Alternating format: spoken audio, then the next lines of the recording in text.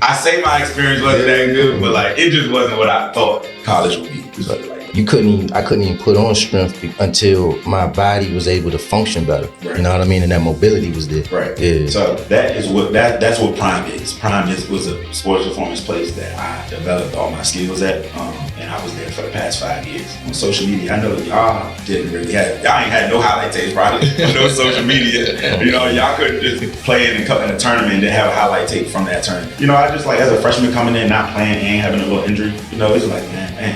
One of the most important parts of an athlete's game because you can have the physicality part of it. Well, he was the youngest NBA player who went to be the MVP of the league. The youngest. Right. And then a couple injuries. Do you respond? And if you do respond, guess what? They gonna respond back. Right. So there's this kid that I met. You know, it's crazy. I didn't even realize this, but I actually met him the summer I stayed in New York working the camps. I met him at that camp. Know the body, I study it. Yeah. And no, I didn't go to physical therapy school. And then, because I don't want to train you for 5 years either. I don't want to train for 5 years. You know what I mean? I don't want to be. So you think like somebody had this in order from the beginning?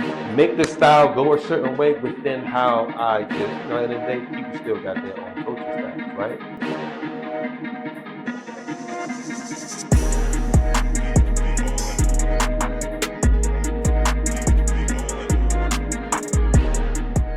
Welcome to Game Related, where we highlight opportunities and obstacles from former athletes with the thought process of giving future generations a better understanding about the game. These conversations are meant to bring awareness to the hardships and opportunities that come along with the game. Let's get game related. Thank y'all for tuning in again for another episode of Game Related. This is a special one for me today because, you know, I always love we have our homegrown guests come on.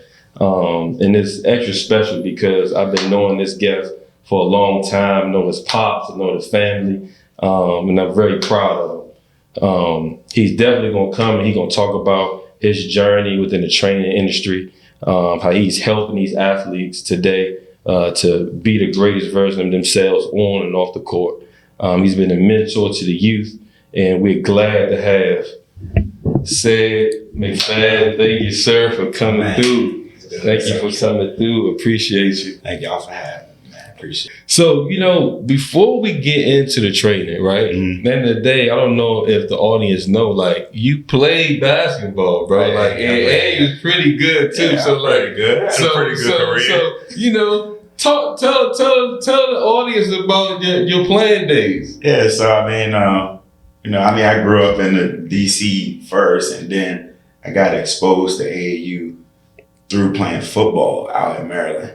And then from there, it's kind of like, I felt like basketball for me kind of like hit another level. Like, I was like, oh, like this drink, like real. Yeah. You know what I mean? But, you know, I played at Wilson, Jackson, but it was Wilson when I was there. Then I finished off high school at St. Andrews, Episcopal in Potomac, and then I went out to Concordia in New York to play college basketball. And Concordia not even a school no more. So for real, bro, I could have told y'all I went somewhere else. I can't Google it, but yeah, no, I think I had a good career. And then also, I mean, my career kind of led me into basketball, and playing college kind of led me into what I do today. Okay.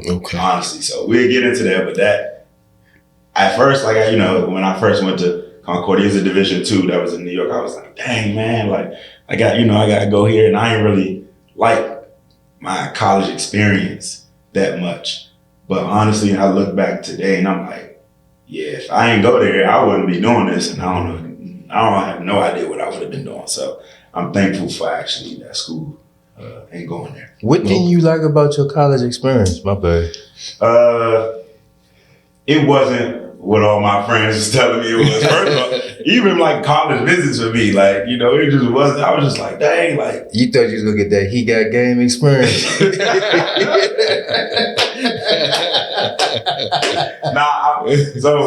So all my friends played like football. Like I had like all my friends kind of played like high level football. This is me and like maybe two other players that really played like basketball. So football players, you know, they go on visits. Oh man, they be going on visits like back to back to back, and like their stories is just like, you know, they go to the game, it's a live game, party there, and I'm like, I want to experience that. My first visit, I'm gonna tell y'all, I went to Hood College. No, nothing. I mean, I appreciate it for me because that was like my first visit. Yeah. But went to Hood College and they played Gallaudet. Okay. I'm not going to laugh. Go ahead. So already, we all know, Yeah. It's like, all right, I'm like, okay. Then after, I'm thinking, all right, cool, man. I'm gonna see the campus. I went to study hall. I went to not study hall. Like the guy, Shadow, he went to study. So he had a big test the next day. So I'm sitting with them like at the table studying like history. Oh, okay. I see what you mean. And then I went home the next day. That was my visit. I was like, nah. Yeah. So I mean, so like that part right there, as far as just like leading up to college, and then I mean, I went to school in New York, so I was kind of like upstate, so it really wasn't that much to do, and it was a small private school, and like the whole campus were athletes, so like it was just like just didn't really have that college fun factor to it, but I figured it out. Like I'm from DC, so like I went to the city. Like I'm like, I would go to the city. So like I figured I love New York, man. I've been living. I just moved back like 3 months ago, and I've been out there for like the past 10 years, including college. So I say my experience wasn't that good, but like it just wasn't what I thought college would be. Just put it like that. Well, I know at Niagara, boy, we was A-Town stomping. Wait, that's upstate New York. So I wasn't really upstate. Let me say that because I know y'all upstate. Yeah. I was 35 minutes. I was about like Iona and Ford. Okay. Like I'm in the Bronx area, so like I wasn't upstate. All I know is if you would have came to visit with us, you would have committed on the spot. I ain't even gonna get into it. I tell you, Joe, you would have committed on the spot. Yeah, man. But man, that's crazy though, because from being up there, like you said, it led you to having an amazing time in New York. You know what I'm saying, and loving it up there to, like you said, to what you're doing today. So at the end of the day, that was definitely a blessing. Yeah. And I had a good career, so. Yeah, man. All right, so you are a biomechanic therapist and sports performance specialist. Yeah. Okay, so explain to us what is a biomechanic therapist and how and why you get into that industry. So that name is made up. Right? Okay. That's a made up title, right? But what that means is just my approach, how I look at things and go into dealing with clients. Basically, it's just movement. My approach is movement, right? So biomechanic, like it's mechanic, like the body is movement. So my approach is I look at how the body moves as a whole instead of looking at it as muscles. Okay. That's literally my approach. Okay. So instead of, just being a trainer, we're gonna lift today, we're gonna work on squatting, we're gonna just wanna get our legs stronger. I look at it as like, all right, we wanna get our legs stronger, but how does that relate to your sport, your position, your game, and where you wanna go? So that's pretty much what the biomechanic there is. It's just a cool name, honestly, but it's really simple. But it has like a theory to it. Yeah. And then sports performance is it's just not just strength. It's not just working out, right? It's everything. Like I said, how the body moves, whether that's speed, whether that's agility, whether that's strength, whether it's that explosiveness. It's just all everything in one, and it's all sports. I can work with any sport, even if I didn't play the sport, don't know the sport that well, because I know movement. Right. When you mentioned, you just named speed, strength, power. What was the other one you named? Explosiveness. Which one do you think is, if you ranked them 1 through 4, what's most important? The most important one is recovery. But I think the most important one I would say is strength, because if you don't know, That's a tough question, honestly. That's all right. They all important. They all really important. But like I would say strength, because if you don't know how to,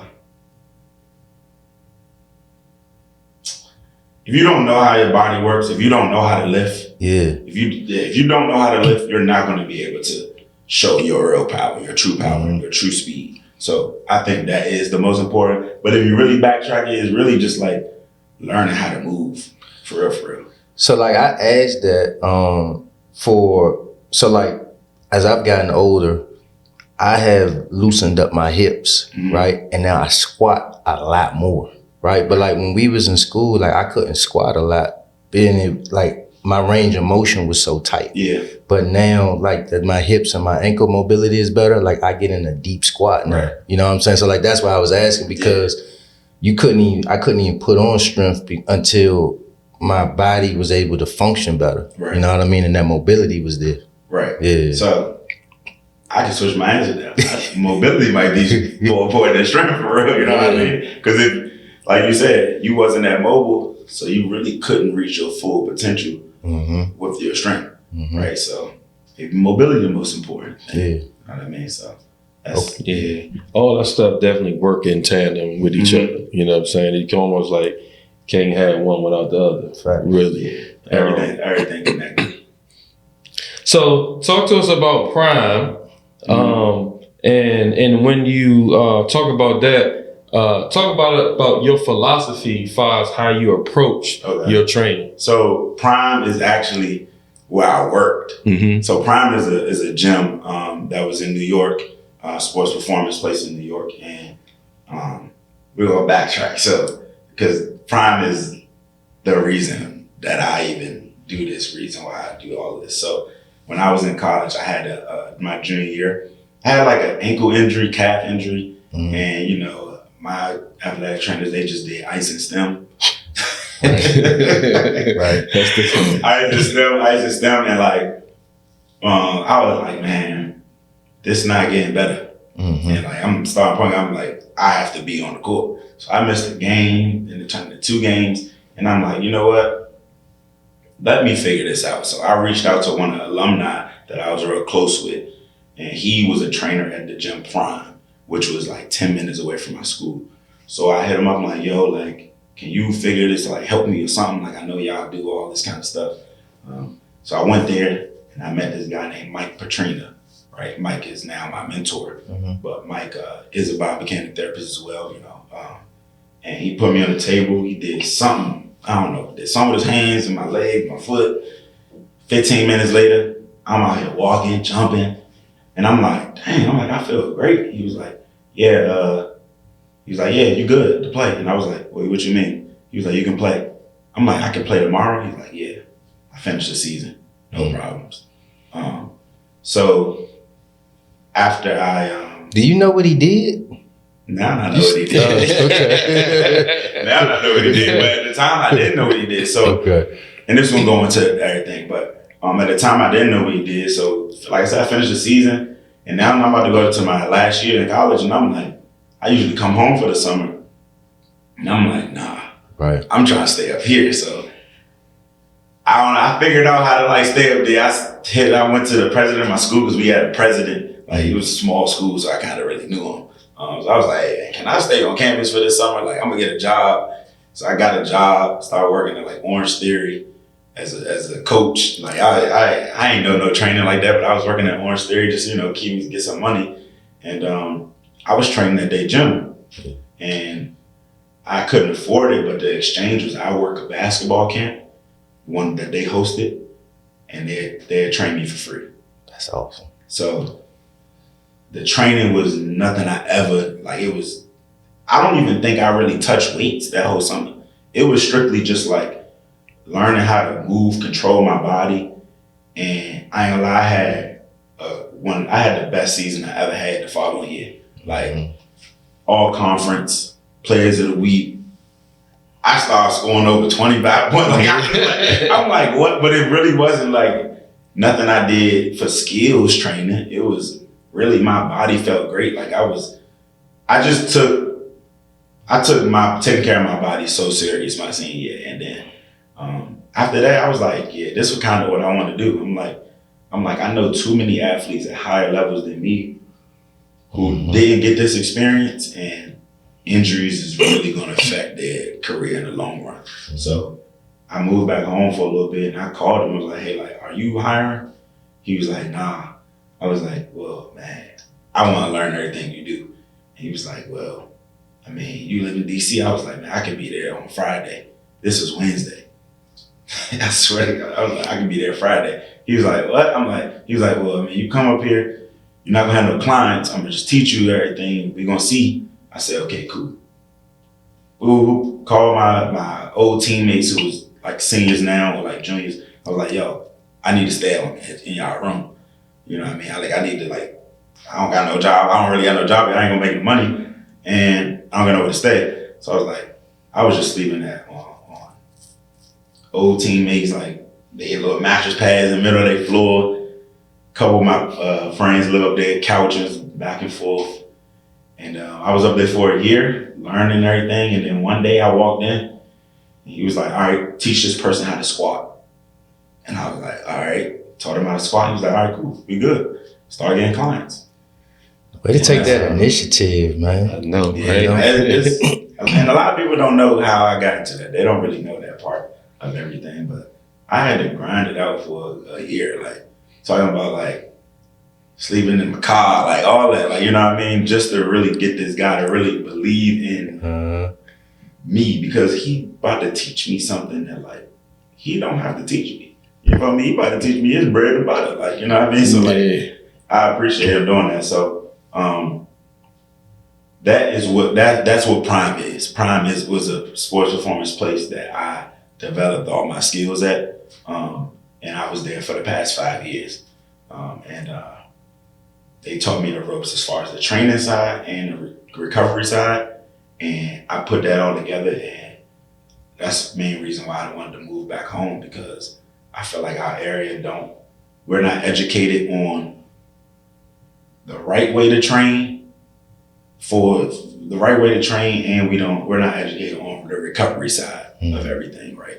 Now we gonna get strong. Like, you know, we got athletes, and they got a lot of people to really test for. So I can't really say, you know, the method don't work, but I do think we need to shift for the longevity part of everything, because the people get there, but they don't stay there for a long time. You know, and when I say this, like in the league or like, you know, college, an injury or something always kind of hinders their success. So.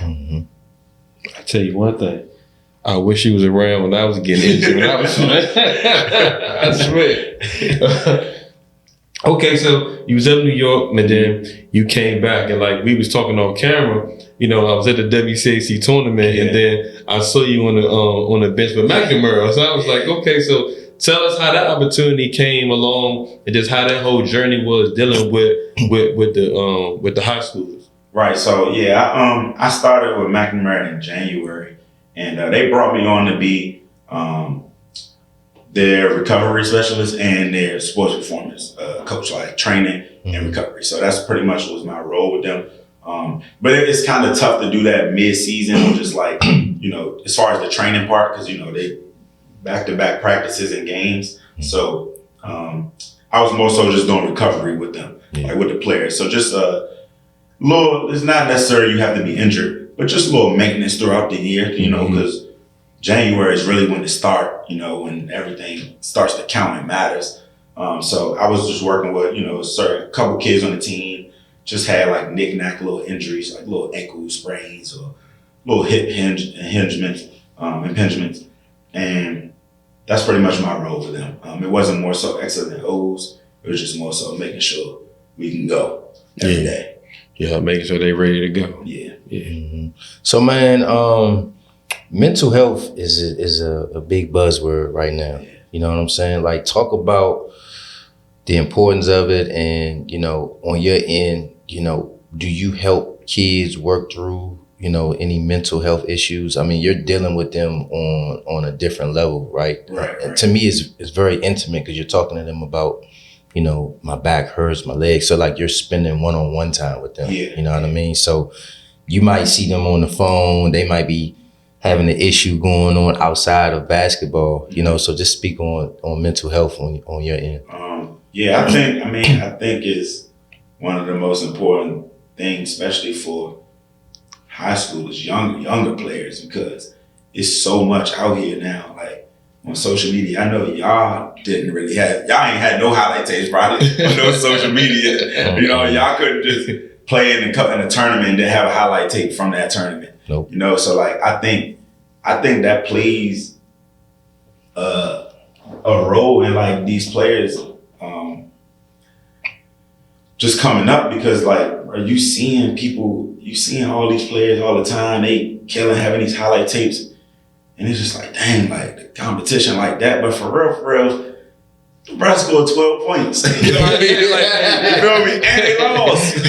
So it's like, you know what I mean? I think mental health is important. I think a lot of programs and kids should hire an outside source to come in and help, because I think it really goes a long way, because they go through a lot. They see a lot. They got access to everything. And although we might think that's good, it's not that good. Yeah. You know what I mean? Because it can really play a role on how they think. And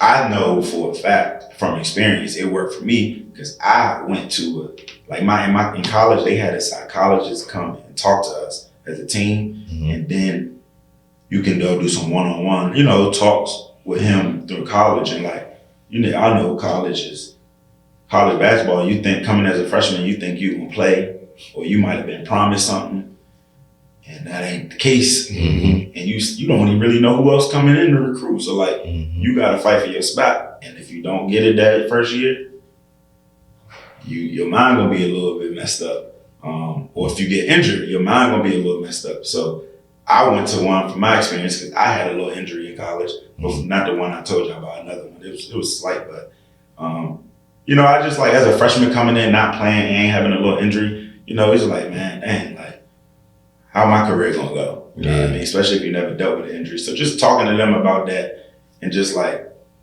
I thought you might think you about to go talk about the injury, but it might lead into other stuff that you had no idea about. So I think mental health is one of the most important parts of an athlete's game, because you can have the physicality part of it, you can have skill set, all of that, but like, if your mind ain't there, then none of that is gonna like, transfer over.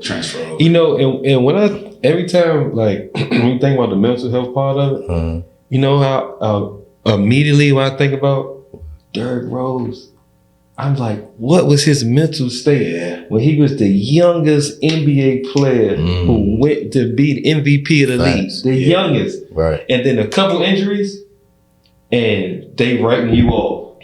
Like, and this is the world. Right. You know what I'm saying? Like, you know what I'm saying? Then you bouncing from this team to that team. I remember them times, I was like, why they playing with D-Rose? Like, D-Rose ain't like that, man. You know what I'm saying? And then he got injured. Then he came back, he started playing, then it happened again. And I'm like, God damn. I think around that time, I probably was going through my own stuff. So I'm like, man, what is he thinking about? This is crazy. Like you said, his confidence was just probably shot, because in his head, he probably think that he can, but ain't nobody giving him that opportunity to be that guy no more. It's like, no, you gotta work your way up, and then you mess around and get injured again. And like I think of a few other guys that same issue, maybe not in the NBA, but in college, where they was the guy, get injured, trying to figure that thing out, and like your confidence just go woo, and let alone something outside of basketball happen. Like, like you mess around and you might have a baby, or something in the family happen, or you get in an argument with your girl, and then everything is on social media now, right? So like, do you respond? And if you do respond, guess what? They gonna respond back. Right. And so it never stops. You know what I'm saying? You can't open the door. So now you gotta act like you a grown up and be like, I'm gonna be the bigger person. But you don't want to be the bigger person. So yeah, that's heavy. That was a good point you made on D Rose, man. So let's go to one of your most rewarding times as a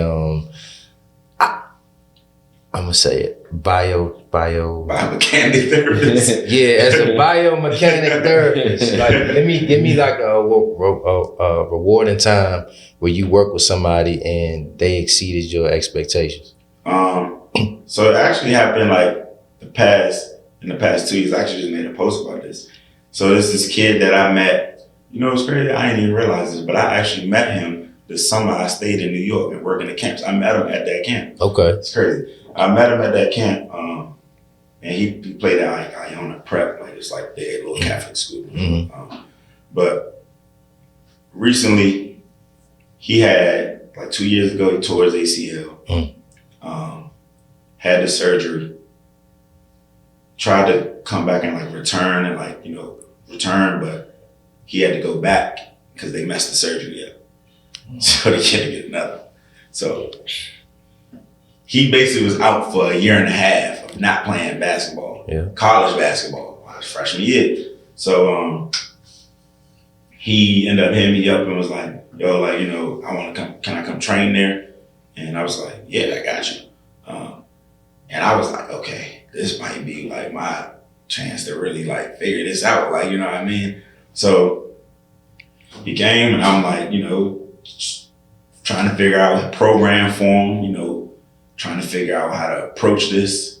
And he was with me for a good year and a half. He might not playing, just straight work, like treatment training. Like we was training probably like 2 times a week or 3 times a week. I mean, he was training with me for 2 times a week. He'd go to his PT for once a week, and then we'd treat 2 times a week. Mm-hmm. So I was seeing him at least 4 times a week for months and months. And then he was progressing, and he finally was clear to like play. You know what I mean? And even when he was clear to play, he was nervous. So he didn't even really play. He was able to play his second half of the season, but he didn't even play. He was like, nah, I want to continue to train. So we continued to train going into the summer. And this past year, he played. His school won the whole tournament. Okay.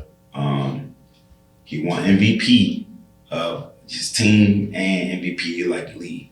So I think that was the most like rewarding. It's like, okay, like I actually see, like I know it worked. You know, like my mentors, it worked with their clients, but to have one of my own works, like, you know, my projects actually showed that it worked. It was rewarding. I felt great. One, I helped the kid, you know, come back from an injury, and he ain't just come back. He like exceeded everything, all expectations. So that was the most rewarding part. Okay, I love that.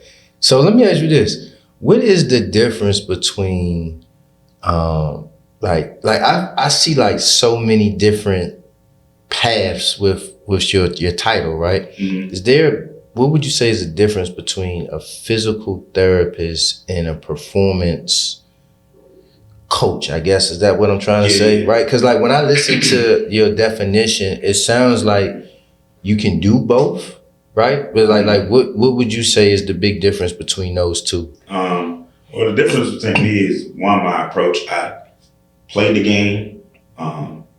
I know the game very well. Oh yeah. I know the movement. I know how to train, and I know how to treat. So I think not all physical therapists, they don't do both. Some do though. So it's not really as far as the difference of it's how we do it, I think. It's more so my technique. My technique is different from their technique. It's all manual therapy. So they could use manual therapy. My technique is manual therapy. So I do manual therapy, but it's just a little different than how they do it.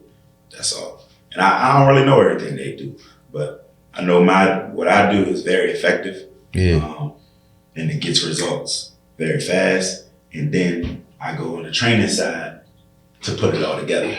So it's kind of like it's not just a one thing. It's like, all right, yeah, I do this, but this is not the end. Now I got to train you and do it. And I know how to do both, which is why I feel like my approach is effective, because we're putting all of it together. So you don't have to go here, then go there. And these two people not on the same page, they don't know each other. You know what I mean? It's like, nah, it's a one-stop shop, and it all relates. Okay. So would you say that you might, so like when on the basketball side of things, before I even like get a kid in the gym, like I'll watch them play. You know what I'm saying? Yeah. Like 3-4 times just to get a feel for, like you say, their movements, what they like to do, where they like the ball, you know what I mean? Like all those different things, right?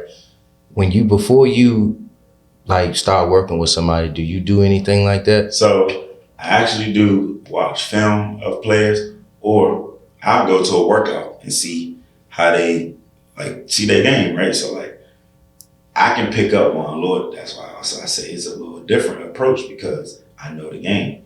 And we know when you study film, they're like, okay, this person like to go right when they do the pull up, or when they go left, they step back. Mm-hmm. Now, basketball players or coaches or anything might just think like, oh, that's just what they like to do. Now that me learning this, they like to do it, but also they can't do what they really want to do. Mm-hmm. So, for instance, I go to a workout and I see a kid go to the right, hit the pull-up every time. Go to the left, miss the pull-up. Or for instance, a person might jump, they like to jump off their right foot to dunk versus jumping off their left. Now, I look at it like something not working. You know what I mean? It's not that they just like to do it. Yeah. It's that they can't, so they're going to compensate. Right. And just be like, cool, because they athletic, they freaks of nature. Like you can compensate. Like, you know, it ain't gonna matter right now. But maybe 4 or 5 years down the line, it might affect it. You know what I mean? It might affect your game, or it might affect your body, and other stuff might start to get hurt or injured. So I like to go watch them work out because I can look at things, and I don't necessarily be right, you know, all the time. It's like, all right, I might have thought that. Nah, maybe they just do like that, but nah, like most of the time they just can't. So now I know what to check when I'm doing the assessment, and then I know how to train them. That's so funny you say that, right? So like when you start training and you get them in the gym, right? Mm-hmm. What you just said, some people jump off their left foot, right? So a right-handed guy, he naturally jumps off his left, right? Yeah. But when they get on that left side, you be like, why you don't never jump off your right foot? And they never do it. And then you'll sit there and like, so like I have literally broke this down one time and been like, yo, I just want you to go left, right. And to see the uncomfortability of them trying to do it. And it's just like, bro, like so locked in their mind, they can't even do it. Right. You know what I'm saying? So like that's a great example that you were saying. Yeah, so that goes into it, you know what I mean? Yeah. And that is a little tweak that can change your game. Right. Like work in the summer, like you can't do a side step going to the right, but you can do it going to the left. Now, if I get you on the table, see how your body moving, you know, do a little things, fix it, and then boom, okay, this is what we're gonna work on this summer. Now, your side step going to the right is that much better. Bro, yo, you probably just added 6 points to your game. Like, you know what I mean? Like, it's just little things like that. Mm-hmm. That like my approach to everything that I think is what is different from a trainer, a recovery person, or even like a physical therapist.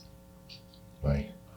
Okay, so like in the training industry, you know, it's kind of oversaturated. Yeah. And then sometimes it kind of get a bad rap. So what you think overall about the training industry, like what you like, what you dislike, and what you think probably would need to be improved? Yeah, I think that with the training industry, I think there's a lot of people who train because they just look at the body as a muscle and I'm just working out, getting stronger. Because like, everybody can just go lift, you know what I mean? Everybody know how to do a bench press, a squat, deadlift. Everybody can just go do that.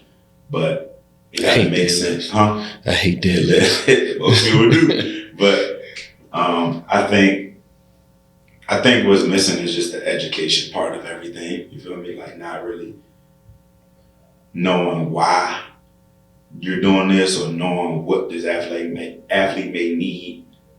Let me ask you this. I'm gonna get to your. Let me ask y'all this. Yeah. I love this. At what point, we're gonna talk about NFL, at what point of the NFL season, which week y'all usually start seeing injuries? So now we starting to see them early because they not playing preseason games, in my opinion. Okay. So like week 1, week 2, week 3, it's like you get these hammies or something's going on because they not used to playing full speed because they're not playing in them preseason games. Right. Before then, you know, I would say it was like 7-6, something like that, because they were playing in them preseason games. Yeah. So I think that is a result. Not all of it, but some of it is a result of training, right? I think so. It's something called non-contact injuries, and a lot of times, a lot of players starting to go out with non-contact injuries. Yes. And non-contact is literally you running, and you just give out, drop and give out, or like you jump and you land and give out, right? So just basically nobody touching you, like no kind of like freakish accident, somebody running into your leg. Right, and I always result a lot of non-contact injuries with training, and a lot of times I do see they have the little knick-knack injuries, like a little calf, a little hamstring, the first couple weeks.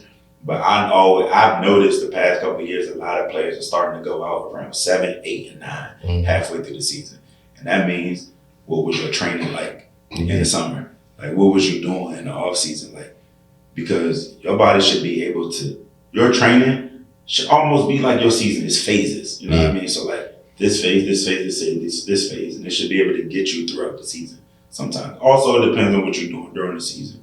I'm not gonna blame everything on the trainers. Can't blame everything on us, but I feel like, to get back to what you were saying, I feel like education is what I feel like a lot of people are missing.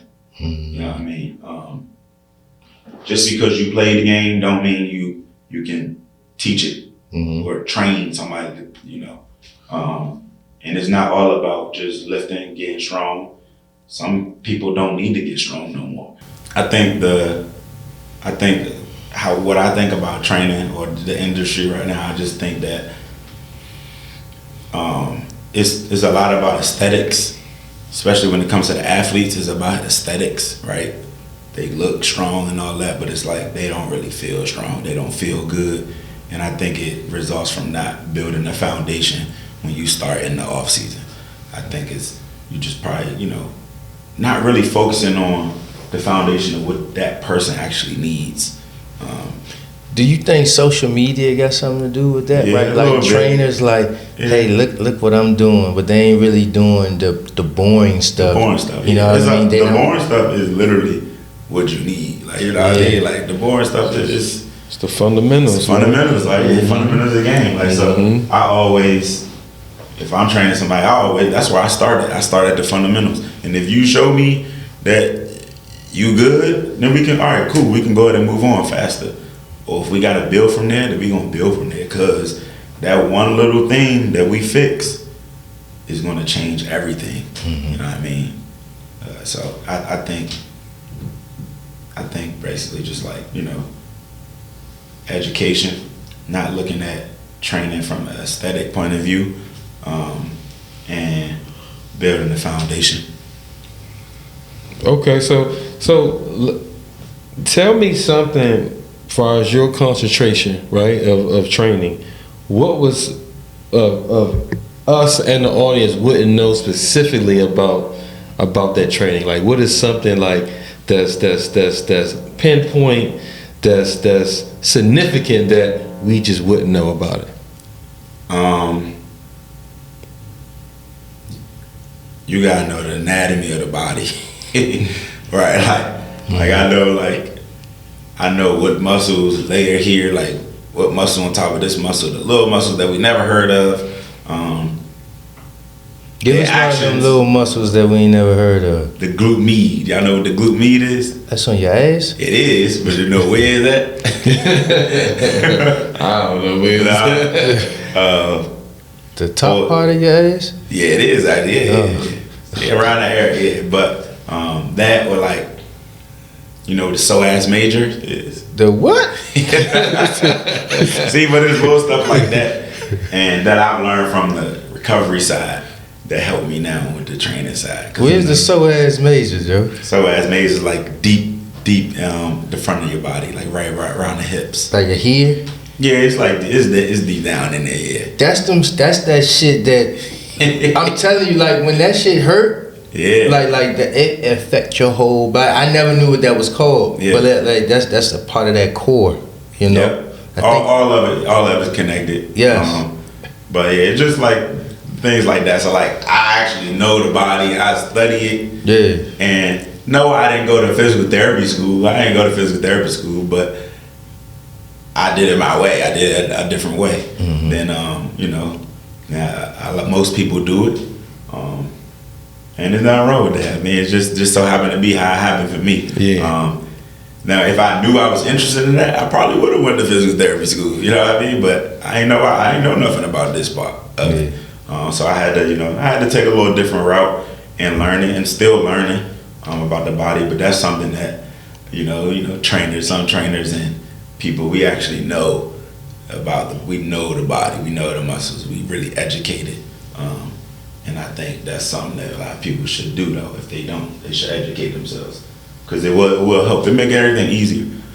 Yeah, I mean, because I know, like, I had a stint when I was like doing personal training, right? Yeah. And I was just really going from it because I'm like, I played the game and we worked out every day, so I know what needs to be done. You know what I'm saying? So, but at the same time, like you said, but if I don't know, what was the name of that again? The corpus ass. The corpus ass video.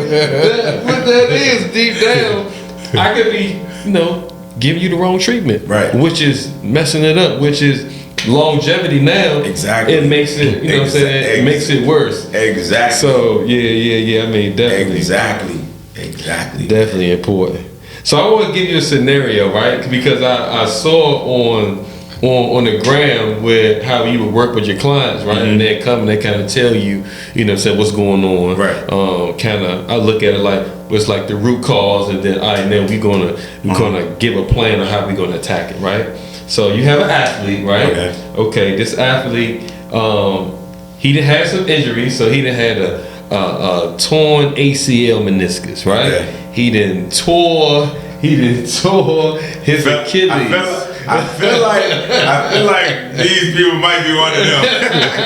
How old is this dude? He done tore his Achilles, but in the time he still wants to get to the point where he building strength and to the point where they want to play. You know what I'm saying? He tore his Achilles and his ACL. Tore the ACL, tore the Achilles. Tell him how old is this guy?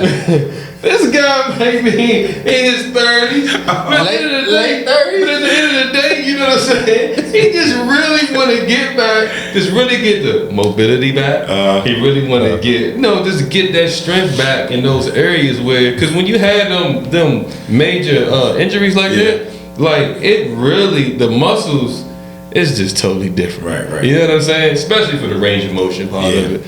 So somebody would how you gonna treat that?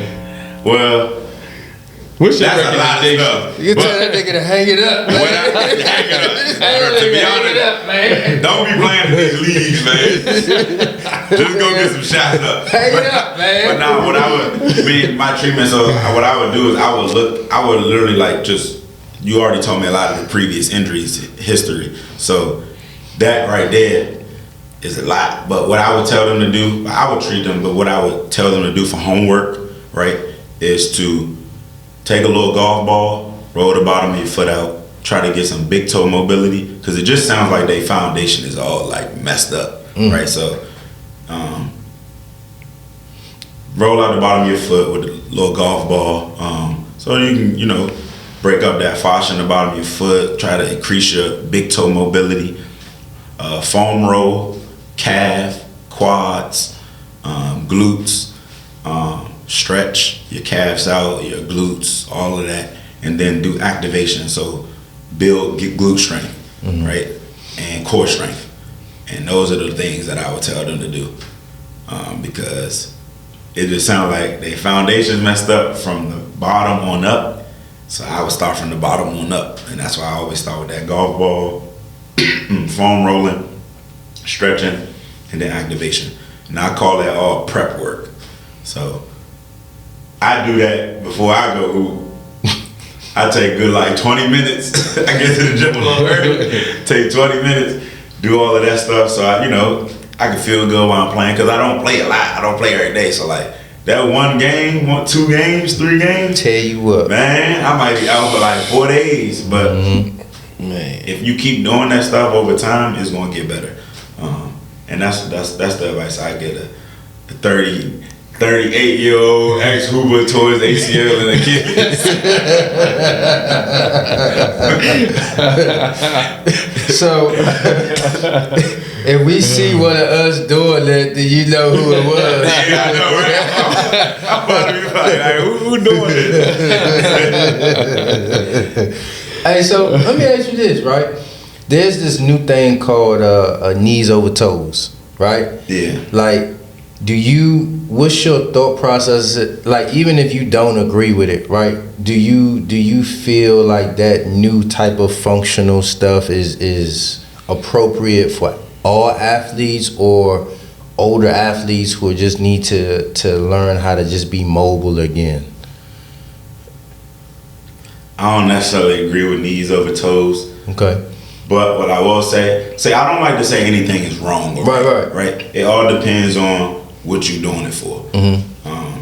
The way that I lift is not the way I lift. I would like the way that like other people lift. That's my age now that don't hoop anymore. I don't lift like that because I don't want to look a certain way that you want to look. Right. I don't lift for aesthetics. Right. I lift for function. So the knees over toes, I don't agree with it, and I don't think it's like the best for most athletes. But I mean, if some people see success with it, cool. But that's just not my approach. And I don't ever say it's wrong or right. But yeah, I just hope that if you are doing it, that you like, everybody previous injuries or previous just like anything they got going on, and I also want to know why you doing it. If you tell me why, and not just say like, oh yeah, because mobility, like really like explain why you're doing it, and cool. Yeah. But like, just don't be doing stuff because it's the popular thing to be doing right now. Or you just see like, or a trainer record a pro athlete doing it, and like it's like, all right, and it's like, no, don't do that. You know what I mean? Don't do that just because they doing it with an athlete, because that athlete case might be different from yours. Yeah. No, I love that answer. That it's a this or that approach versus not this and that. You know what I mean? Like you need to figure out what worked for you versus just doing something because somebody else is doing it. Right. Yes, I love that. So let me ask you this: for somebody that a guy who's trying to get in the industry, in the training industry, like what advice would you give to somebody like that? I would say, obviously get certified. Like, you can take India. Like it's a lot of different companies that offer like NASM, ACE, ACE. But also, that's not it. That's the foundation, right? But you gotta like try to find other certifications, other like seminars that like find a really educated person on Instagram and follow them too, and just follow their stuff. And I feel like that'll open your eyes up to other things, and go take different certifications, just to learn about other things, different seminars, different webinars, just to continue to educate, because it's a non-stop education process with this, because the sport evolves, athletes evolve, so your approach got to change sometimes too. So that's what I would say. Like I learned a lot of stuff from Mike Petrina and Prime, but I also learn from other people as well. Like I follow other people, and see what their approach is. And I'm like, oh, okay. And I added to that my skill set. So I think education and just finding people to follow and just spending money to go, go take those classes and those courses, because that's what you gotta do. Yeah. So, question for you: supplements. That's something that a lot of people, are getting into. Like as a high school guy or a pro, like what supplements do? Are you even into supplements? No, I'm not really. So I'm not really into the nutrition side of it all. Okay. Like as far as like eating healthy and all that stuff, but as far as like the supplements and stuff, I'm not really into that. Okay. But I do follow people, who are into that and have success. And the most I would do is probably connect them. I probably never really like try to tell a person, what they should be taking and stuff for supplements, because I'm not that educated in that part, and that's not what I even want to do. Yeah. And I don't do it myself, so I probably wouldn't really. That's good though. That's good. I'm glad that you was able to just be like, nah, that ain't my lane. Yeah, because sometimes people really think they one-stop shop. Like, I can tell you what you need to eat. I can put a plan together before you get your meal plan. Bro, I'm not gonna lie. I don't even want to do all of that. Like, that's just a lot. Like, that's just too much, man. It's too much. I'd rather just do what I do, and then build relationships with other people outside, because like you can't train everybody. You can't treat everybody. So you gotta have a team of somewhat. Going, and that's how you create the one-stop shop, kind of like, you know what I mean? Yeah. You go to different people. And then I got a question, because I know, like, when like I said, I had my little stunt when I was training, right? One of my, I guess, like, philosophies was, I don't want to train you for 5 years. It's like I wanted to train you. You understand the movements and the exercises, and then we get to a point where we see that I'm getting stronger and it works, and now just go ahead and do it now. I don't need, because at the end of the day, I mean, for some people it's like, but that's my money, that's my client, I want to build it up. But it's like, it's so many people that you still could pick up as a client and still work with. It's like, I felt good that, okay, we went through this process, you saw the development, you had a good time, you liked it, you understand, and now you know what to do. You know what I'm saying? Like, you don't, if you could go to the gym and you could just do the workout. You don't have to go pay somebody to come and sit there, and but some people want that person to be there to push them. But so what how you view like from that? So I like to educate my clients while I'm training them. Like, why are we doing this? Like I said earlier, like, why are we doing it? What we doing? And then, because I don't want to train you for 5 years either. I don't want to train for 5 years. You know what I mean? I don't want to be just doing one-on-one training for that long. And I feel like, and then because you probably if I train for 5 years, 8 years, you're gonna probably have a grandfather rate. My rates go up. You know what I mean? That's not my money.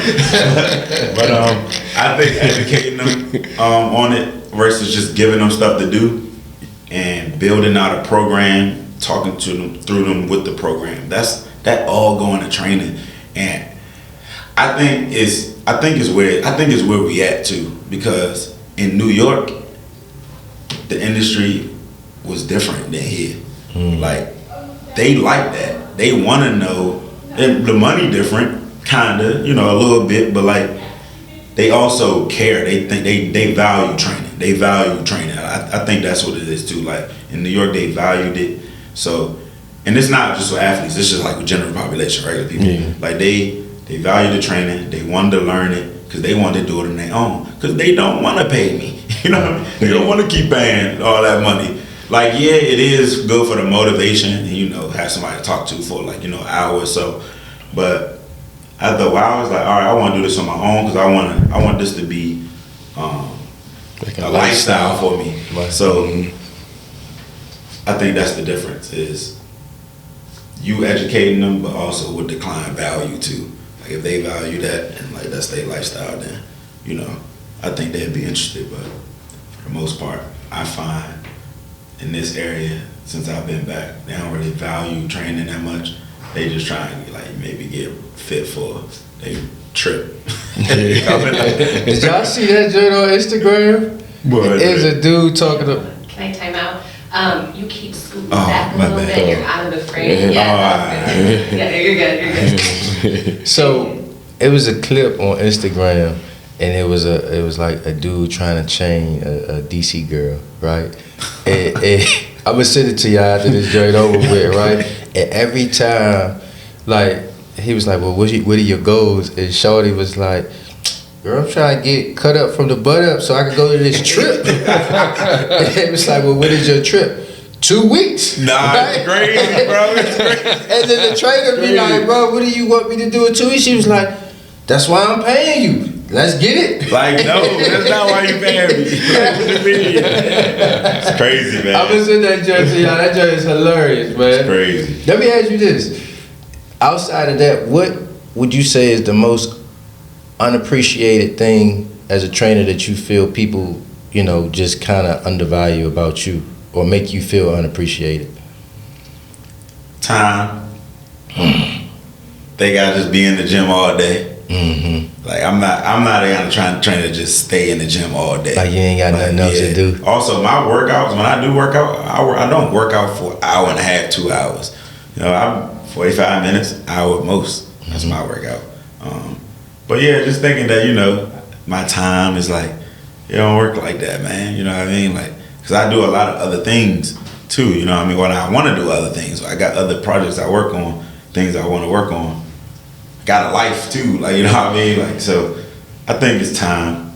Yeah, respect. They when you want them to respect your time. Yeah, time. I feel that. Mm-hmm. Yeah. All right, so we gonna switch on the basketball side a little bit. All right, NIL. What's your thoughts on NIL? Like they lucky. They lucky, man. I mean, I'm glad, man. I'm glad that it's happening. I think it get carried away a little bit sometimes, or it be the main focal point of people. But it's so tricky, man, because it's just like, it's tricky. It's so tricky, man. I do like it for the athletes because, you know, they had the opportunity to make some money because, like, the next level not promised.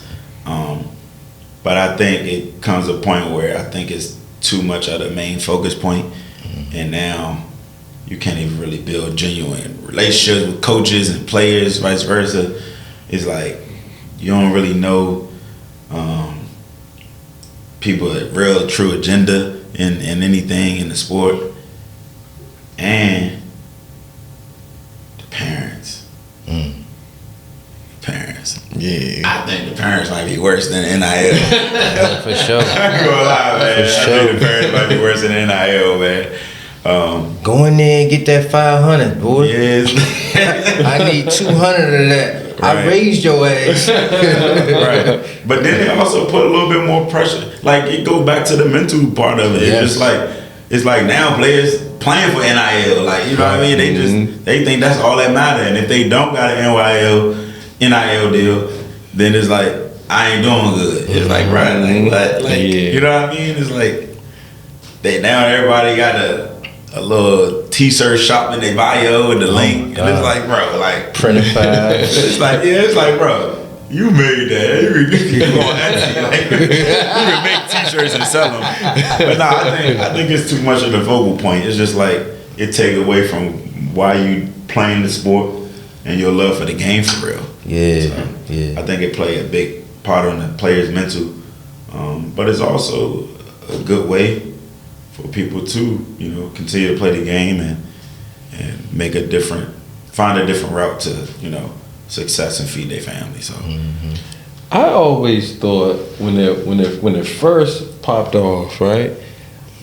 I always was like, this is the way for the top major people to kind of get back to that controlling their conferences and stuff. Yeah, that's what's happening. Because you were seeing the switch of, you know, people going to mid majors and they was doing well and they still was, you know, getting to the lead and or you know, you see in the March Madness the top people's getting knocked off, right? yeah. So if we put the emphasis on this NIL and we already know who got all the money. Right. It was all number one seeds this year. Right. You know what I'm saying? Facts. So now we find another way to switch the tide. What way to throw the bread out there? Yeah. You know, we know what's gonna grab their attention. We know, you know, they already know the social economics, you know what I'm saying, status of some of these players that they trying to draw anyway, right? So when that, like, literally, honestly, when it first happened, I was like, oh, okay.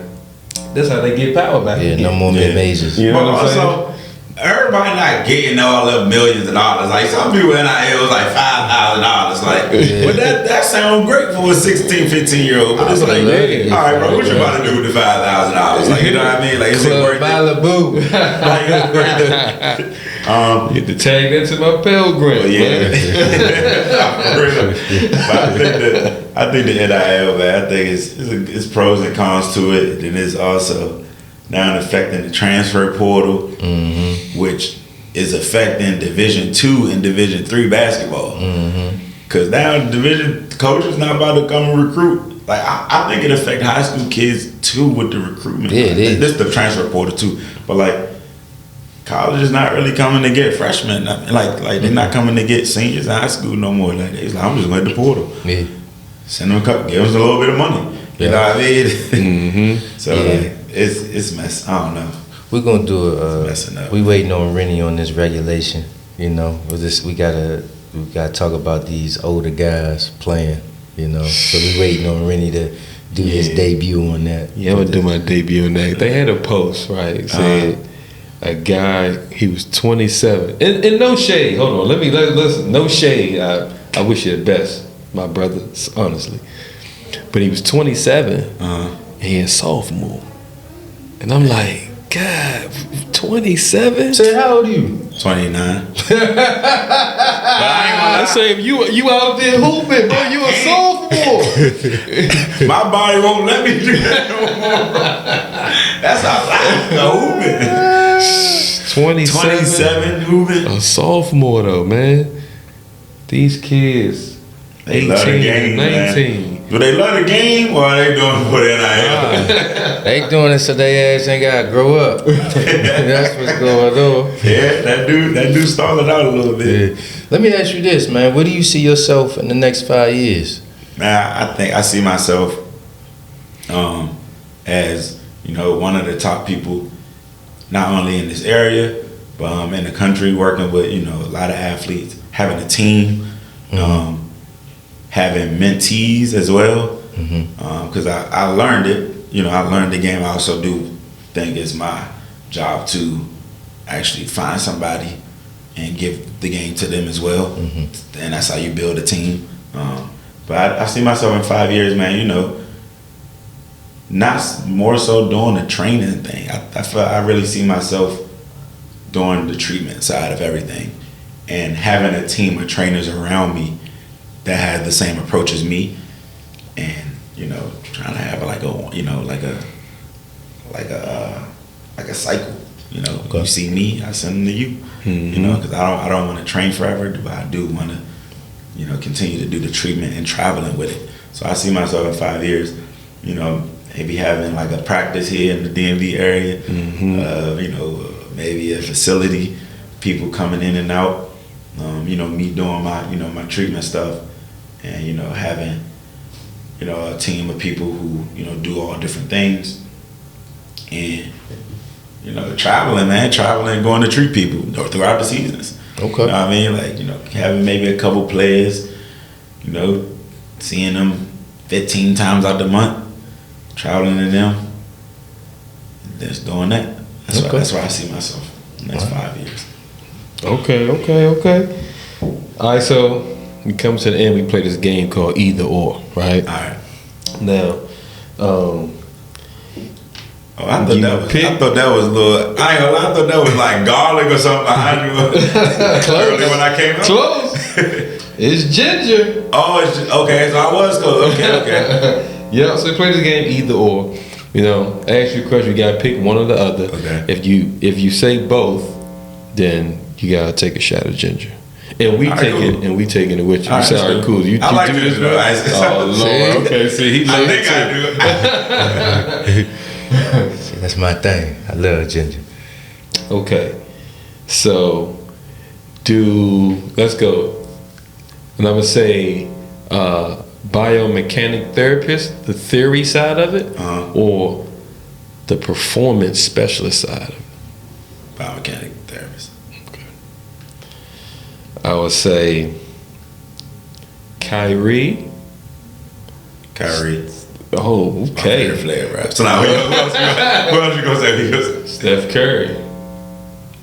What about it though? Just who I Who you going with?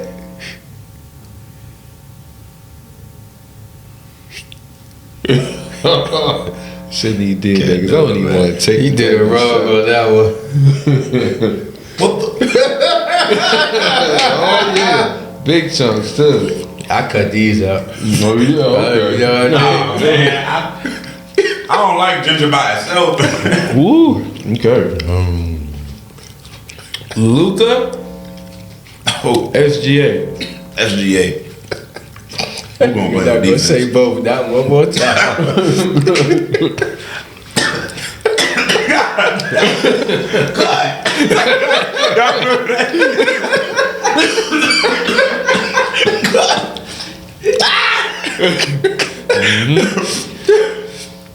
John Morant. Y'all niggas is crying. Derrick Rose. John Morant and Derrick Rose.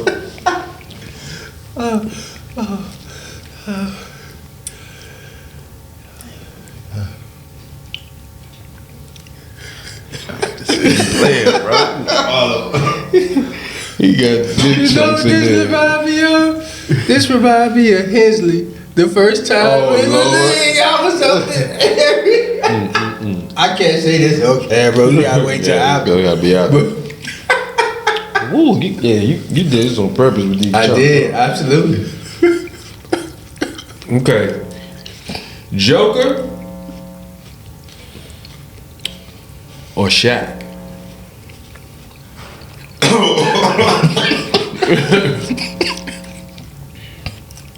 Joker just had Joker. I'm gonna go He Joker. averaged the triple I'm double. gonna go Joker. Yeah, I gotta go Joker.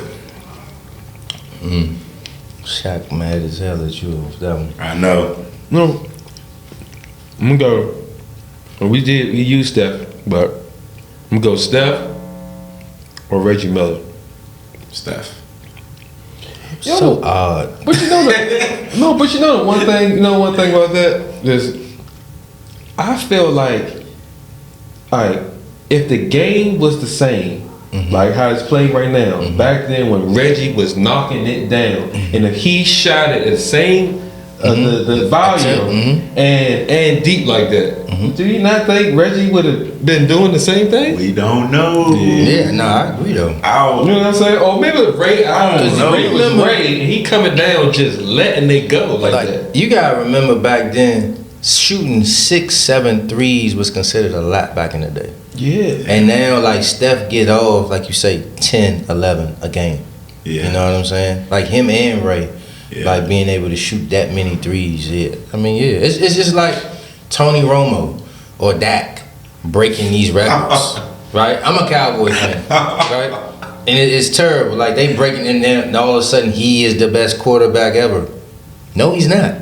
You know what I'm saying? But like we're in an era now where stats mean more than the intangibles of winning. And so all of a sudden, if you got stats, all of a sudden you the best guy ever. I like Tony Romo though. Can you finish your questions, man? Anthony Edwards, Devin Booker. Anthony Edwards. Okay. He Dawson, man. Dawson's United.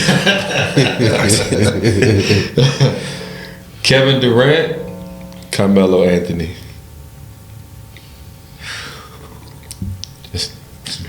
He go right to the joint. Now you go take this. Damn, man. Oh. His drop, you gotta give him a number. Nah, that was one. I picked up 2 by accident. Oh. We're gonna check the camera on that. I got one for you. Wilson or Concordia? Wilson. What? No comparison. I'm gonna give you this one. It's gonna be bad. You gonna probably have to. DC or New York. Dang, that boy a New York boy now. We love NYC. That boy a New York boy now. New York is great, man. Wow. Food alone. The food. Okay. Woo. Okay. I'm done with that. All right. I have a like 4 or 5. Hey man, great job. You just got your system running. No, I ain't gonna lie. Yeah. Anti-inflammatories. You know. I got stuff to do today, man. I stop it like that. So man, we like to close with this, man. We talk about success a lot. Everybody is looking to climb the mountaintop to be successful. But obviously, once you get there, it is hard to maintain that level of success. What advice could you give to the viewers on maintaining success? I think being disciplined. I think a lot of people go with motivation to get to where they go, but I think discipline is one of the most important things.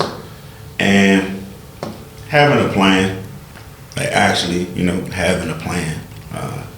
If you do 1 year, 1 year, 3 year, 5 year plans, or 1, 5, 10, having your plan and trying to stay disciplined on that, and I think that's one of the most important things. Okay, I love that. Yeah, that plan and then executing the plan. And I always say cause you could get stuck in idea mode and then you know what I mean. So everybody have endless ideas. You know what I mean. And I always think if you don't act on your ideas, then somebody else take them. Man, what? Yeah, that's. I got many ideas. I ain't never acted on. I be like, dang. And then you see somebody. You like, man, I was just doing that. I was going there. It's like, yeah, but you ain't, you ain't acting on it. So we moved on to the next person. Definitely that plan part, man, because acting on it and just, even if you get off track, just kind of redirecting yourself back over here, right? Yeah. Because I know for me, I could have this plan. I'm a thinker, and I could go here to here to here. And a lot of times I have to just stop myself and like, hold on. And I wrote it down somewhere. Actually, I got it in my phone. It's just like one of my screensavers. Yeah. So if I am getting into that kind of spiral moment where I'm thinking of all this stuff, I could click my phone and the path is right there. So it's like, hey bro, stick right here, man. Right. You know what I'm saying? Don't that sound good. But stay right here. Cause you got, things you gotta accomplish. So accomplish this first and then you wanna, add another plan, all right, cool. But so I would have to keep that, so to keep me grounded and going in the direction I know I'm trying to go. Yeah. And writing it down also helps because it's like when you do come across things, it's like, does this align with the end goal? You know what I mean? Even like podcasts, like this don't necessarily got nothing to do with training and recovery, but will this help me with my end goal? I believe it will. You know what I mean? I think part of it, I said a lot today, was education. This is an opportunity for me to educate y'all, them, y'all to educate me on things, So I think just like you said, writing your stuff down, and then as you navigate through everything, it's like you can be like, okay, this don't align with my year 5 goal. You know what I mean? Or this aligns with year 1 goal, but it don't align with year 5 goal, so you can, kind of, do it like that. All right, man. Thank you for coming on. Appreciate it, man. Appreciate you, man. I ain't gonna lie, the agenda is crazy. I ain't eat breakfast yet. Nah, man, definitely thank you for coming on. This was a great episode. I think we definitely learned a lot, and we definitely wish you much success, in your goals, your visions, and your day-to-days, man. Thank you, appreciate it. So, man, make sure you guys subscribe, like, share, and comment. Yes, sir. And make sure to stay game related.